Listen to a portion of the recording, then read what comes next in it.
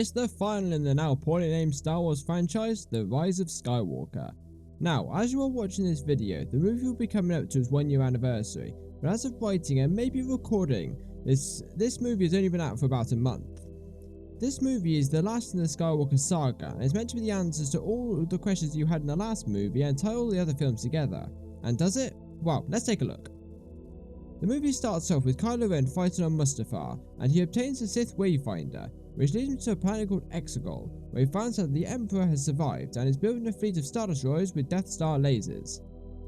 Meanwhile, Finn, Poe and Chewbacca head to a planet, where they find a spy of the First Order, and they go and find out what information they have. On a planet called Ajan Kloss Rey is training with Leia. When their Falcon returns, Poe reveals that the Emperor has survived, so they go and try and take him down.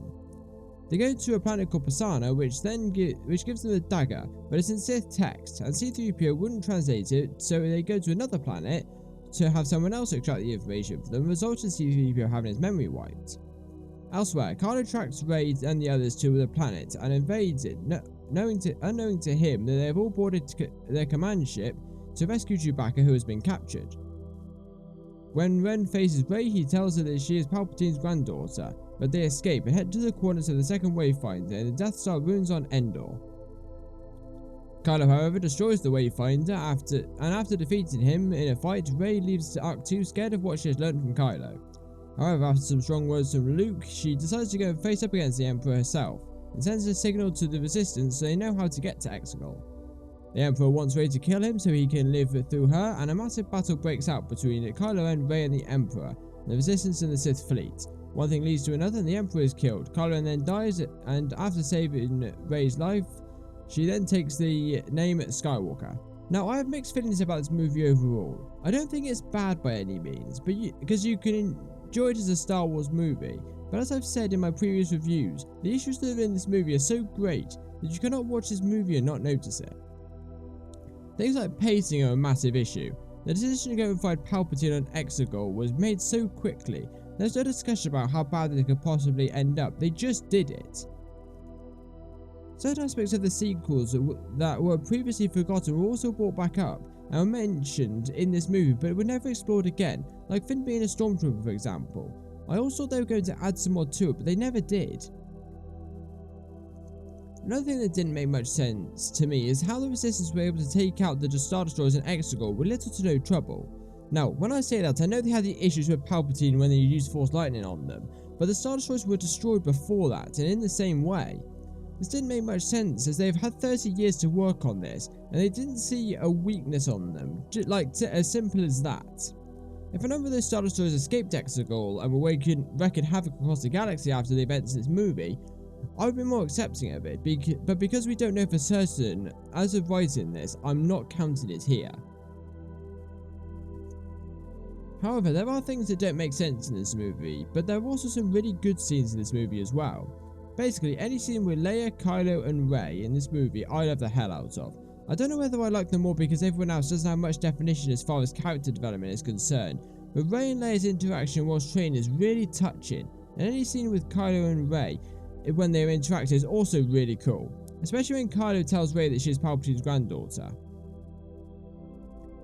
However, this move didn't shock me as much as it may have shocked you.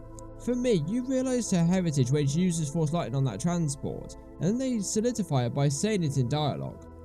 If you want my opinion on how it should have played out, you should have had it so Kylo tells Rey about her heritage, and then the battle on the Death Star ruins takes place, and that's when Rey uses Force Lightning on Kylo, and scared by the confirmation of what Kylo has said, she then retreats to Ach-To.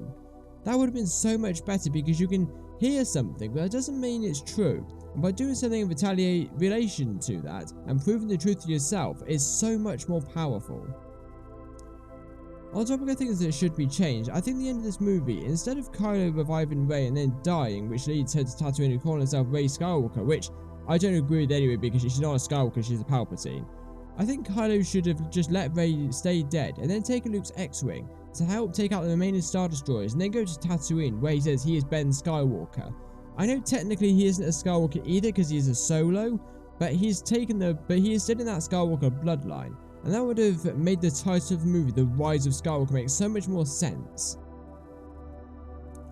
In regards to Kylo Ren, he's probably one of the best parts of this movie, if not the best part of this movie, next to Palpatine, obviously. Like I've said in my previous reviews, he plays the part of a conflicted young man who's battling with what he's been taught right and what he thinks is right, and that gives Kylo so much more depth because of it. On top of this, when Kylo is on Kijibi, the planet where they find that droid hacker thing for C-3PO, Rey is on Kylo's Star Destroyer and they have a battle through the Force which looks legitimately intimidating with that mask on. And with the aggression that he puts into his performance, he is the closest to being Darth Vader in that scene that we've seen in any other part of the sequels. Also at the start when Kylo's confronted Palpatine, yet it's another time he looks damn intimidating, and that's a compliment to how great an actor Adam Driver is. Daisy Ridley is also another one of the good actors that I really loved in this movie. The way she transmits her emotions after her discovery of her heritage, we can see that she feels scared because she is the granddaughter of the most hated man in the galaxy, and you can tell that with her, but she realizes she knows what she needs to do, and that shows in her performance. In regards to Palpatine's return, I never really agreed with it, and I still don't.